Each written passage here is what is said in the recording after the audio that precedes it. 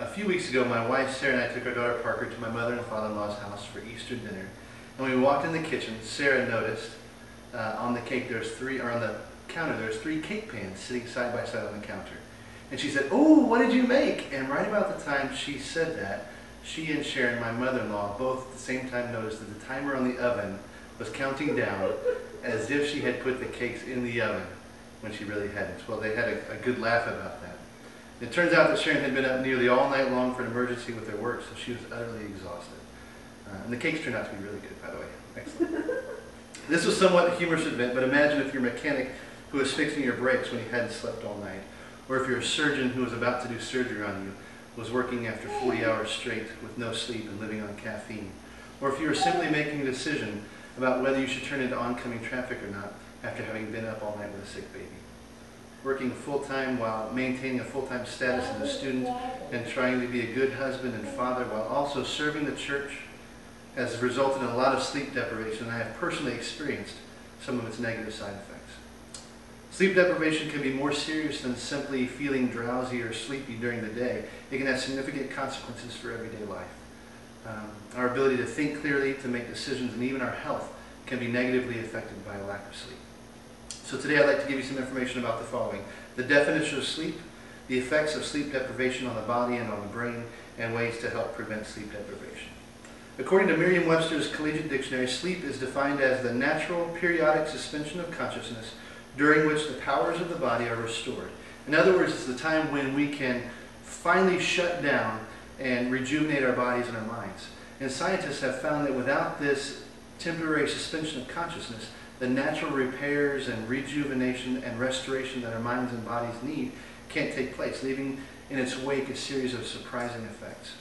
Researchers at the University of California in San Francisco have found that in baby animals, sleep deprivation has an adverse effect on nerve connections in the brain, resulting in long-term decreased what they call plasticity, or connections between the nerve cells. And they say that it's during sleep cycles that the brain reorganizes its connections to attain the perfect precision that we need as adults. And according to Mark Mawahald, a professor of neurology at the University of Minnesota Medical School, any amount of sleep deprivation will diminish mental performance. And he says, quote, "One complete night of sleep deprivation is as impairing in simulated driving tests as a legally intoxicating blood alcohol level." That's stunning. This impaired judgment can even lead to death. A study by the Federal Highway Administration found that during the period from 1989 to 1993, there were an estimated 56,000 crashes on U.S. highways in which driver drowsiness or fatigue was cited on the police accident report.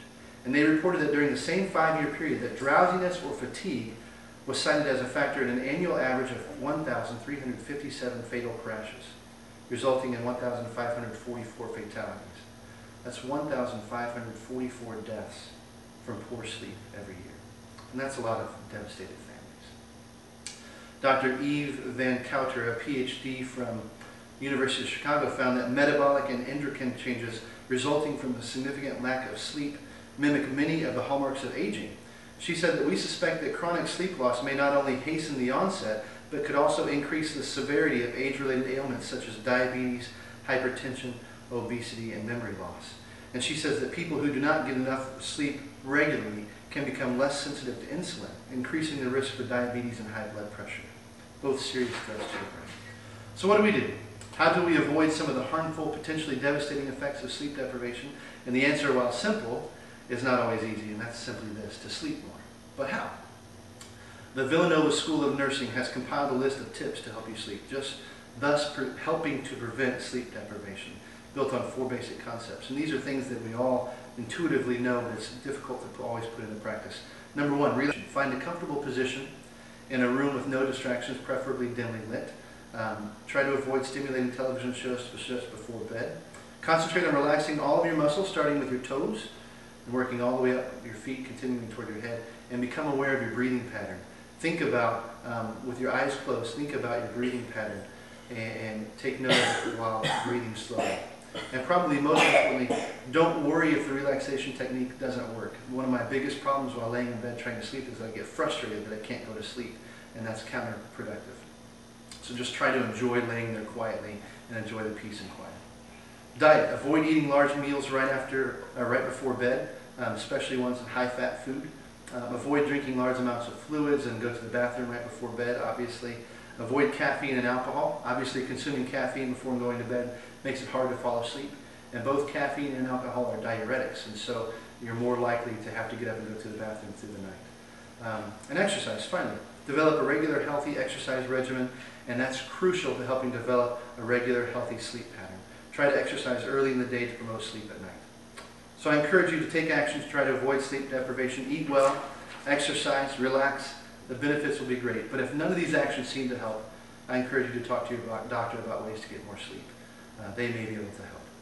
So in summary, we've learned that the body and the brain need sleep for normal function and development, that sleep deprivation can have serious consequences, and there are ways to help prevent sleep deprivation.